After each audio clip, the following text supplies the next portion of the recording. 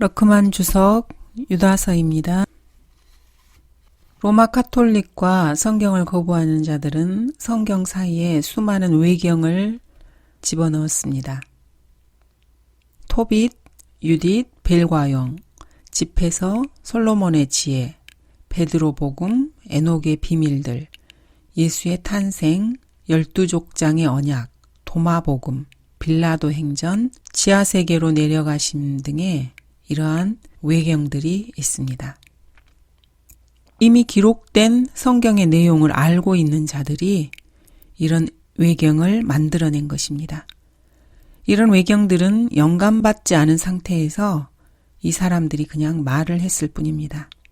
이들은 성령께서 의도적으로 비워두신 성경의 공백들을 채우려는 동기에서 이런 것들을 기록하였습니다.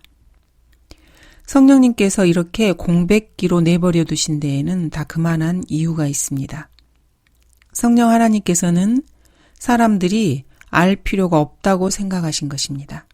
또한 성령 하나님께서는 성경 말씀들을 자신의 지성으로 거부하는 자들을 혼란케 하고 적으로 만들고 화나게 하시려고 그렇게 하신 것입니다. 성경은 이렇게 말씀하십니다. 하나님의 지혜에 있어서는 세상이 그 지혜로 하나님을 알지 못하였기에 하나님께서 복음 전파의 어리석음으로 믿는 자들을 구원하시기를 기뻐하셨느니라. 이 세상 사람들은 자신들의 지혜로는 하나님을 알지 못합니다. 이 복음 전파가 그들의 눈에는 어리석게 보인 것입니다. 즉 하나님의 말씀도 이들의 눈에는 어리석게 보인 것입니다. 그래서 자신들의 지혜로 여러 가지 외경들을 만들어서 성경에 집어넣은 것입니다. 이들은 스스로 지혜를 사랑한다고 하는 철학자들과 학자들입니다. 그러나 성경에 따르면은 하나님께서는 현명한 자들로 그들의 관계에 빠지게 하시며 심술궂은 자의 계획이 거꾸로 수행되게 하십니다. 이 말씀은 모든 철학자나 과학자, 정치인 또는 종교 창시자, 학자, 교사, 성경을 부인하고 뜯어고치고 바꾸고 성경에 의심을 던지는 성경 개정자들에 대한 언급입니다. 그들은 스스로 현명하다고 하지만 결국 자신의 관계에 빠지게 됩니다. 그리고 자신들이 세운 계획이 거꾸로 수행되게 됩니다. 이것이 성경에서 기록된 말씀입니다. 외경에서는 예수님의 출생에 대해서 말할 때 마리아를 우리의 성녀 마리아라고 부릅니다. 심지어는 아기 예수의 기저귀를 아픈 사람들 얼굴에 비벼서 낫게 되는 이야기도 나옵니다. 또한 예수님께서 진흙으로 비둘기를 만드셔서 거기에 생명을 주는 이야기도 있습니다. 이런 외경들에서 어쩌다가 몇 구절이 성경과 일치할 수도 있습니다. 자, 그렇다고 해서 그것이 무슨 의미가 있겠습니까? 예를 들어 부처가 너의 눈으로 보는 것은 참된 실제가 아니다 라고 말을 했다고 합시다. 그렇다면 이 부분만큼은 부처가 올바르게 말한 것입니다. 성경도 비슷한 것을 말하고 있기 때문입니다. 우리가 바라보는 것은 보이는 것들이 아니요 보이지 않는 것들이라. 이는 보이는 것들은 잠깐뿐이지만 보이지 않는 것들은 영원하기 때문이라. 이 세상에 존재하는 것은 잠깐뿐입니다. 그러나 보이지 않는 것들이 영원합니다. 성경도 이렇게 말하고 부처도 비슷한 말을 했습니다. 히브리서에서도 하나님께서는 동일한 말씀을 하십니다. 이제 믿음은 바라는 것들에 대한 실상이요 보이지 않는 것들에 대한 증거니 원로들이 그것으로서 좋은 평판을 얻었느니라. 믿음으로 우리는 세상들이 하나님의 말씀으로 지어진 것을 깨닫나니 보이는 것들은 나타나는 것들로 된 것이 아니니라. 인간의 눈에 보이는 이 세상의 만물은 드러난 것, 나타난 것으로 만들어진 것들이 아닙니다. 보이지 않는 하나님에 의해서 만들어진 것들입니다. 믿음으로 아벨은 카인보다 더 나은 제사를 하나님께 드림으로써 의로운 자라고 증거를 받았으니 하나님께서 그의 예물들을 인정하심이라. 그가 죽었으나 믿음으로 아직 말하고 있느니라. 믿음의 선진들은 이미 죽었지만 믿음으로 여전히 말하고 있습니다. 이것은 사람들의 눈에 보이는 것은 아닙니다. 이렇게 이교도들도 가끔 옳은 말을 할 수가 있습니다. 자, 그러나 이러한 성경 기록들이 기록되기 600년 전에 이교도들이 어떤 진리의 일부분의 말을 했다고 해서 사실 그것이 무슨 대단한 의미가 있겠습니까?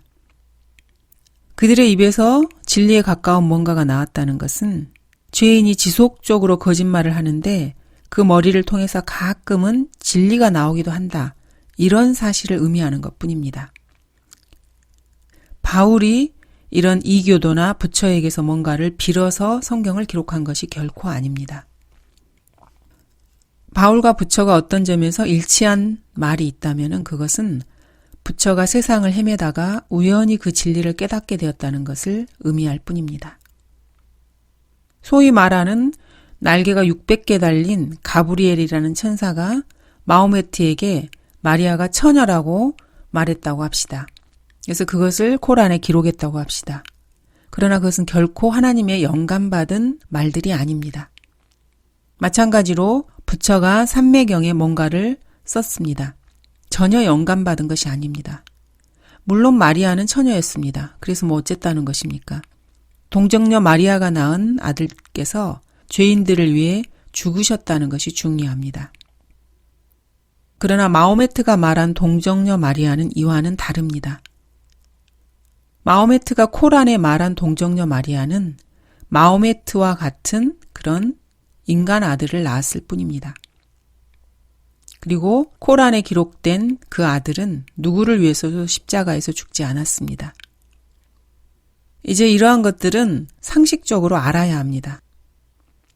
신약 성경이 기록되기 전에 이렇게 기록된 수많은 문서들, 모세의 죽음, 장사, 승천, 신약의 동정녀 탄생, 그리스도의 신부, 육체의 부활, 삼위일체, 피의 속죄, 지옥, 육신을 입기 전에 신들, 구원자들, 에덴과 같은 천상의 정원, 이런 것들에 대해서 말하고 있습니다. 이런 문서들이 아주 많이 있습니다. 히슬롭이 쓴 2개의 바벨론에서 보면은 BC 5년에서부터 BC 1500년까지의 기록들에서 신약 성경의 약 100여 가지 교리들과 사건들을 시사하는 자료들을 찾아볼 수 있습니다. 이러한 것들은 그리스도께서 오시기 전에 기록된 것들입니다. 그러나 그 중에 하나도 사실이 아니며 또한 실제로 일어난 일이 아닙니다. 구약에서 일어난 일은 역사입니다.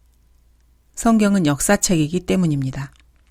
그러나 이교도들의 스투라스, 프라나스, 샤스타스, 젠다베스타 등에는 역사가 없습니다. 신약에 기록된 것은 역사 속에서 실제 일어난 일들입니다. 이런 이유로 성경을 비평하는 사람들은 성경 기록에 나오는 이름들, 날짜들, 장소, 기적들의 의심을 표명합니다. 이들은 카톨릭, 이슬람, 불교, 도교, 힌두교, 진화론과 마찬가지로 성경을 이러한 이방 종교의 신화쯤으로 끌어내리려고 하는 것입니다. 사실 마호메트는 스스로 경건하고 종교적으로 보이려고 애쓰지만은 타락한 죄인에 지나지 않습니다. 그가 간질 발작에 걸려서 받았다고 하는 그 말을 다른 누군가가 대필해서 쓴 것입니다.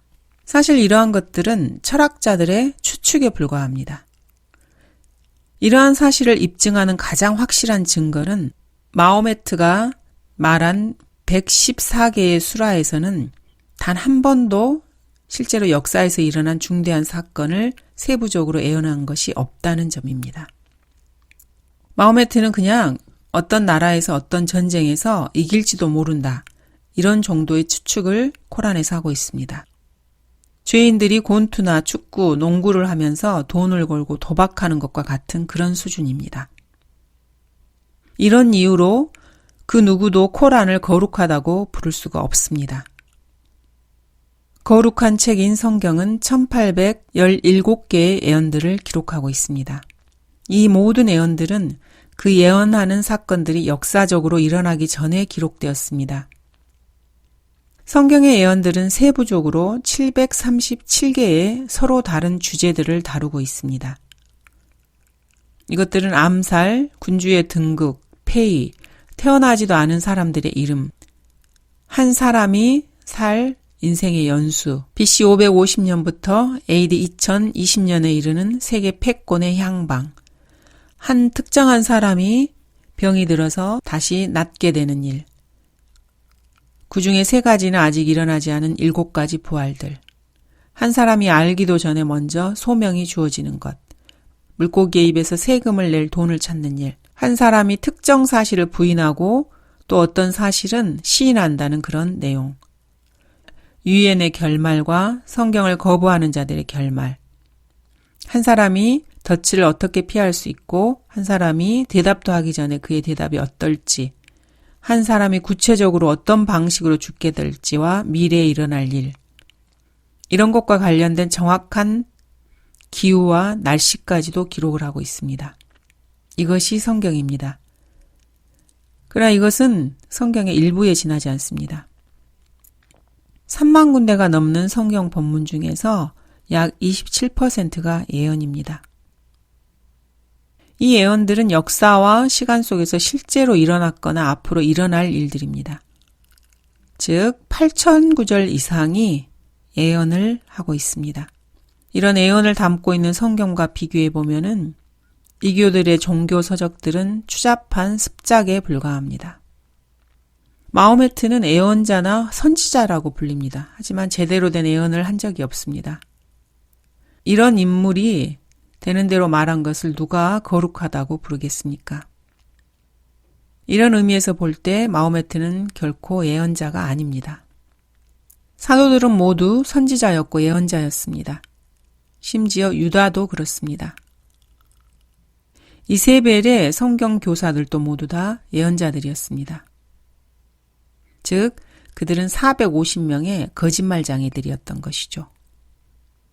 니체나 조로아스터, 마르크스, 히틀러, 이런 진화론자들, 이런 자들이 어떤 자들인지는 성경이 아주 잘 밝혀주고 있습니다. 그 중에 몇 구절을 찾아보도록 하겠습니다.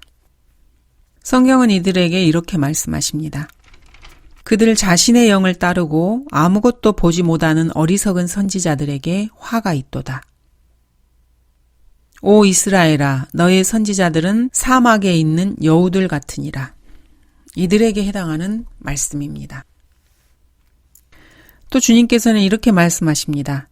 자기 마음속에 자기 우상들을 세우고 자기 얼굴 앞에 자기 죄악의 방해물을 놓고 선지자에게 나오는 이스라엘 집의 각 사람에게 나 주가 그의 우상의 많음을 따라 나오는 그에게 응답하리니 이는 그들이 그들의 우상들로 인하여 모두 나를 배반하였기 때문에 내가 그들을 자신의 마음에 있는 이스라엘 집을 취하려 함이라. 회개하라. 그리고 너희 우상들로부터 너희 자신을 돌이키고 너희 얼굴을 너희의 모든 가증한 것들로부터 돌이키라. 주님께서 그들에게 하시는 말씀입니다. 이는 이스라엘의 각 사람이나 이스라엘 가운데 기거하는 타국인 중 그 누구라도 나로부터 자신을 분리시켜 마음속에 자기 우상들을 세우고 자기 얼굴 앞에 자기 죄악의 방해물을 두고 나에 관하여 묻고자 선지자에게 나오는 자는 나 주가 친히 그에게 응답할 것임이니 내가 그 사람을 대적하여 내 얼굴을 두어 그로 표적과 잠언이 되게 할 것이요 또 내가 그를 내 백성 가운데서 끊으리라. 그러면 너희는 내가 주인 줄 알리라. 만일 선지자가 속아서 어떤 일을 말하였다면 나 주가 그 선지자를 속인 것이니 내가 내 손을 그에게 펴서 내 백성 이스라엘 가운데로부터 그를 멸할 것이라. 그들은 그들의 죄악의 형벌을 담당하리라. 선지자의 형벌은 그에게 구호하는 자의 형벌과 같으니라. 속아서 거짓을 말하는 자들은 누구에게 속은 줄 아십니까? 바로 주 하나님께 속은 것입니다. 이런 스스로를 예언자들이라고 하는 자들이나 그들에게 귀를 내주는 자들이나 그 형벌이 똑같다고 주님은 말씀하고 계십니다. 현대의 거짓 목사들이나 이 거짓 목사들을 따라다니면서 돈을 거기에 주고 그들의 말에 귀를 기울이는 자들과 같습니다. 이들은 모두 다 하나님께 속은 자들입니다. 몇 구절만 더 살펴보도록 하겠습니다. 칼이 뽑혔으니 살육을 위하여 간 것이요 번쩍거림으로 진멸시키기 위한 것이라. 머리는 나이 들고 존귀한 자요. 꼬리는 거짓말을 가르치는 선지자라. 거짓말을 가르치는 선지자들이 있습니다. 이사야 시대에도 그랬고 현 시대에도 마찬가지입니다. 그러나 그들 역시 포도주로 인하여 길을 잘못 들어섰으며 독주로 인하여 길을 벗어났도다. 제사장과 선지자는 독주로 인하여 길을 잘못 들어섰으며 그들이 포도주를 마셔버렸고 그들이 독주로 인하여 길을 벗어났도다. 그들은 환상을 잘못 보고 심판에 있어 과오를 범하는도다.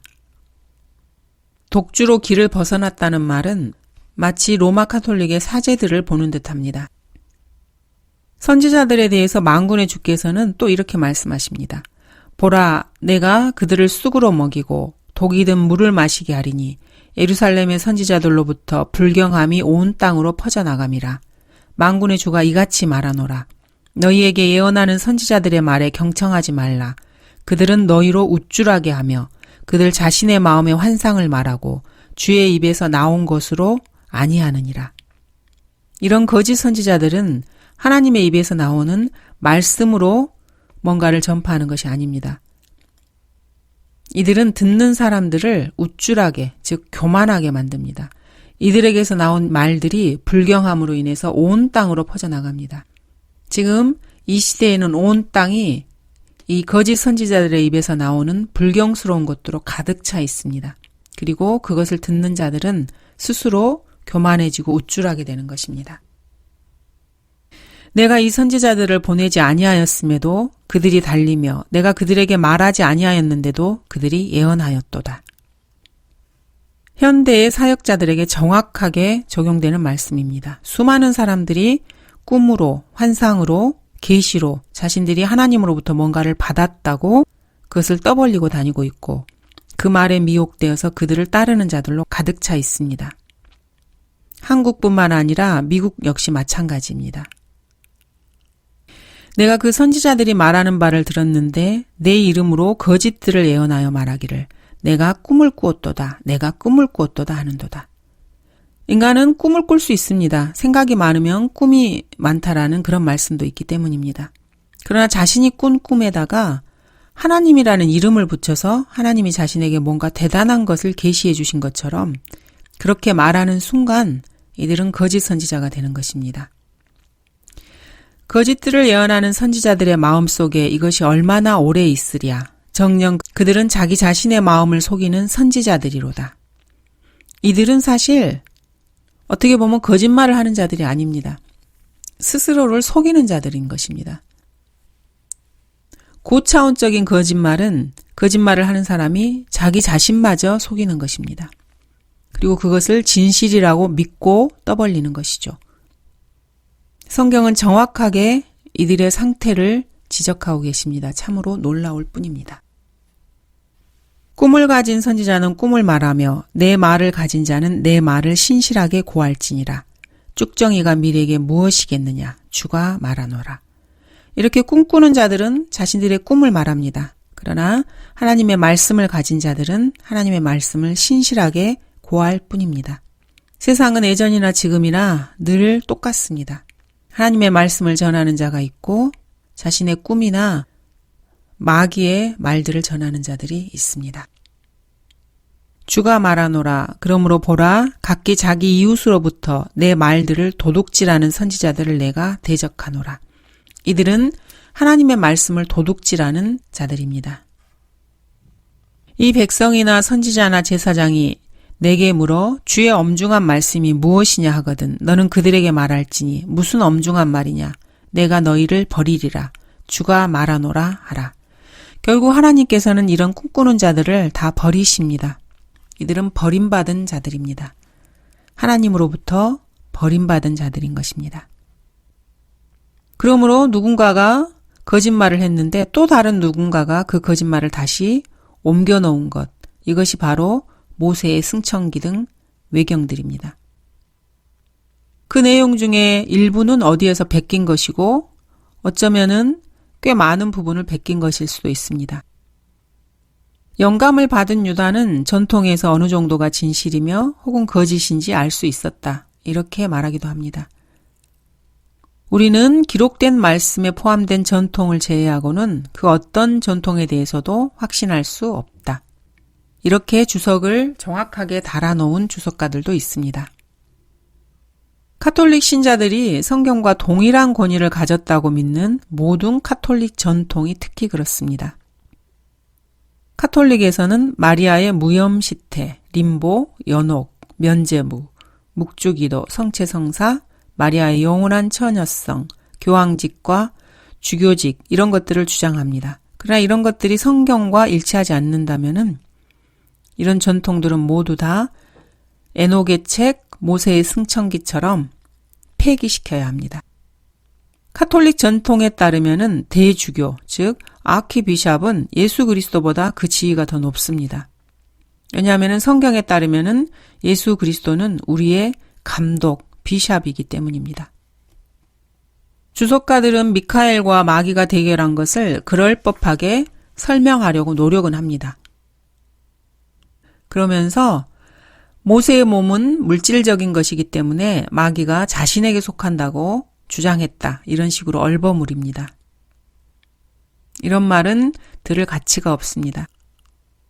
얼마나 어리석은 사람이면은 사람들의 혼이 떠난 죽은 시체를 사탄이 원한다고 생각했겠습니까? 사탄이 모세의 몸을 소유했다면은 그것을 가지고 도대체 무엇을 하려고 했겠습니까? 느보산에서 내려와서 모든 이스라엘인들에게 그가 거짓말을 했고 여호와 하나님께서도 거짓말을 했다고 그렇게 말하고 싶은 것입니까? 신명기 3장에서는 이렇게 말씀하십니다. 내가 주께 간구하오니 나로 건너가게 하소서. 요단 건너편에 있는 아름다운 땅과 아름다운 산지와 레바논을 보게 하소서 하였으나 주께서는 너희로 인하여 내게 진노하시어 내게 들으려 하지 아니하시고 주께서 내게 말씀하시기를 그것으로 충분하니 이 일을 더 이상 말하지 말라. 너는 피스가산 정상에 올라가서 서쪽과 북쪽과 남쪽과 동쪽을 향해 눈을 들라. 내 눈으로 그것을 보라. 이는 내가 이 요단을 건너지 못할 것임이라. 사탄은 하나님께서 만드신 피조물 중에서 가장 영리한 피조물입니다. 사탄은 모세의 몸이 거기에 남겨져 있기를 원했습니다.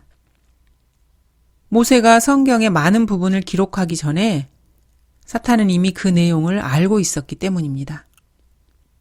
사탄이 잘 모르는 내용이라고 해도 요셉과 그 생애를 관찰했고 모세가 모세의 오경을 기록하기 이전에 말한 욥의 말에 주목했을 것입니다. 그러면 충분히 추측해낼 수 있는 일입니다. 사탄은 항상 이 세상에 있는 IQ 250 이상의 지성인이나 컴퓨터 시스템과 비교해 볼 때 1000배 이상은 더 많은 정보를 가지고 있습니다. 유다서 내용을 한번 각색해서 보도록 하겠습니다.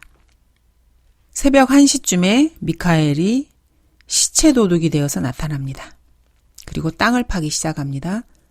벼랑간 뒤에 누군가가 서 있음을 느낍니다. 뒤돌아보지 않아도 알 수 있는 섬뜩한 느낌을 주는 존재가 와 있습니다. 계속 땅을 팝니다. 거기 뭐하고 있는 거야? 아침에 아들이 묻습니다. 주께서 이 사람 모세의 몸을 원하셔. 내가 이거 가지러 왔을 뿐이야. 안 돼. 당장 멈춰. 사탄이 말합니다. 첫째 부활이나 둘째 부활을 위한 때가 되지 않았으니까 가져갈 수 없어. 메시아가 나타날 때까지는 죽었든지 살았든지 그 누구도 셋째 하늘에 올라갈 수 없다고 성경이 말씀하시잖아. 계속 땅을 파면서 미카엘이 대답합니다. 뭐? 그러면 에녹은? 주께서 에녹을 데려가셨잖아. 주께서 에녹을 데려가셨잖아. 그렇지. 그러나 그는 살아서 하나님과 동행한 사람이잖아. 그러나 이 모세는 죽었고 하나님을 대적해서 죄를 지었으니까 약속한 땅에 들어가지 못한 거야. 그는 마지막 날까지 여기 남아있어야 해. 글쎄, 천사장이 이마에 맺힌 땀을 닦으면서 말합니다. 나는 너하고 성경 논쟁할 시간 없어. 그리고 성경이라면 나보다 네가 더 잘 알고 있겠지? 그러니까 나의 하나님께서 너를 책망하시고 입 다물도록 하시게 할 거야. 오 사탄아, 주가 너를 책망하노라. 소위 말하는 외경에서 이런 결말을 맺지 않는다면 그것은 한간에 떠도는 소문을 듣고 쓴 소설에 불과합니다.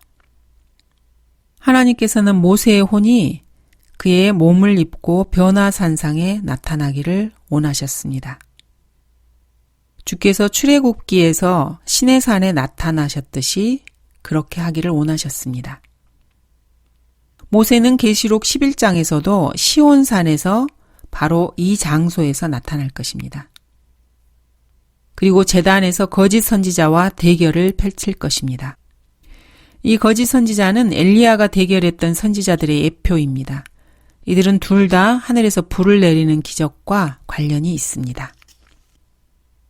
또 큰 이적들을 행하는데 심지어는 사람들 앞에서 불을 하늘에서 땅 위로 내려오게 하더라. 불을 하늘에서 땅 위로 내려오게 했던 선지자는 엘리야입니다. 이들에게는 하늘을 닫는 권세가 있어서 그들이 예언하는 날 동안 비를 오지 못하게 하고 물을 피로 변하게 하는 권세도 있어 원하는 때면 언제든지 온갖 재앙으로 땅을 치리로다. 물을 피로 변하게 한다는 것은 모세에게 해당합니다. 이 성경 구절들을 보면은 모세와 엘리야가 떠오릅니다.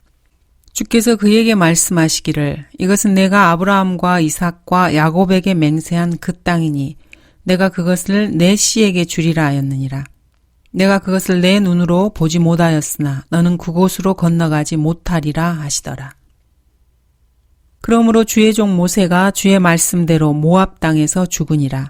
주께서 그를 베푸올 맞은편 모압 땅에 있는 골짜기에 장사하셨으니 오늘까지 그의 묘를 아는 자가 아무도 없더라. 이 신명기 34장 5, 6절 말씀으로 주께서는 간단하게 사탄을 눌러버리셨습니다. 모세는 죽었고 장사되었으나 아무도 그의 묘를 알지 못한다는 것입니다. 묘가 없다는 것이죠. 모세는 자신의 기도에 응답을 받았습니다. 그러나 1530년 정도 그 응답이 지체되었을 뿐입니다. 모세는 주님께 이렇게 간구를 드렸습니다. 나로 건너가게 하소서. 요단 건너편에 있는 아름다운 땅과 아름다운 산지와 레바논을 보게 하소서 하였으나 주께서는 너희로 인하여 내게 진노하시어 내게 들으려 하지 아니하시고 주께서 내게 말씀하시기를 그것으로 충분하니 이 일을 더 이상 말하지 말라. 너는 피스가산 정상에 올라가서 서쪽과 북쪽과 남쪽과 동쪽을 향해 눈을 들라. 내 눈으로 그것을 보라. 이는 내가 이 요단을 건너지 못할 것임이라.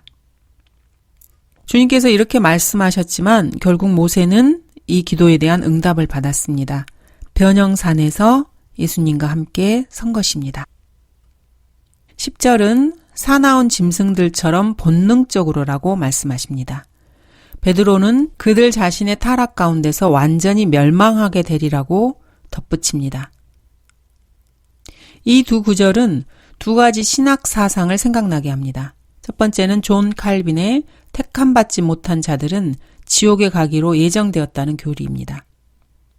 성경에서 예정이라는 용어는 죄인이 구원받기 전의 상황과 연관하여 쓰지 않습니다. 성경을 읽고 연구하는 데 시간을 쓰는 성도라면은 누구나 대환란과 관련된 구절들에서 택감받지 못한 자들이 등장하고 이들은 유다와 카인과 같은 자들임을 잘 알고 있습니다. 유다는 예수님의 말씀에 의하면은 마귀이고 카인은 요한에 의하면은 악한 자에게서 난 자입니다. 세상의 기초가 놓인 이래로 죽임당한 어린 양의 생명의 책에 그들의 이름이 기록되지 못하고라는 말씀은 이들에게 해당하는 말씀입니다.